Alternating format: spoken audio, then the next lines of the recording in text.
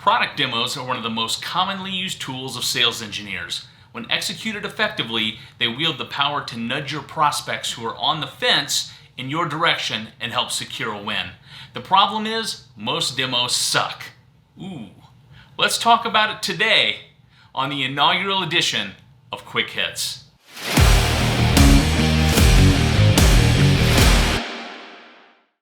What's up, hitters? This is Brandon Grieve with High Impact Technical Sales, enabling and inspiring you to crush it in technical sales. Yep, I went there. Most demos do suck.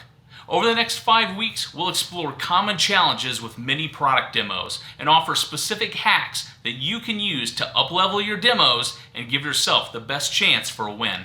Big shout out to all you who voted in the LinkedIn poll. Your input helped shape this series, so thank you. Also, if you'd be so kind, please help spread the word by smashing that like button and leaving a comment below. Let's get to it. Number 1. Make sure the demo environment works. How many times have you walked into a customer's office to do a demo and it just seems to be doomed from the start? I've personally had everything go wrong that could go wrong, and I'm sure you have too. Here's a few of the biggies. First, connectivity. Many demo environments these days are hosted in a remote location, like a corporate office or public cloud.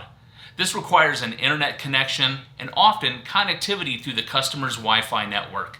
This isn't always possible and at the very least can cause delays. Next, availability.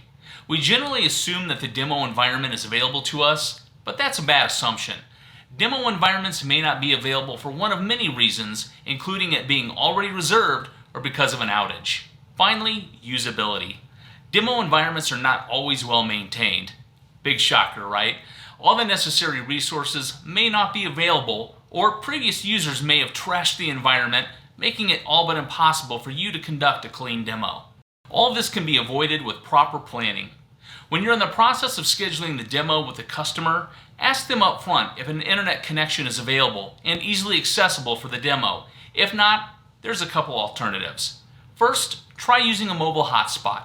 Just make sure you have coverage in the building and room where the demo will take place.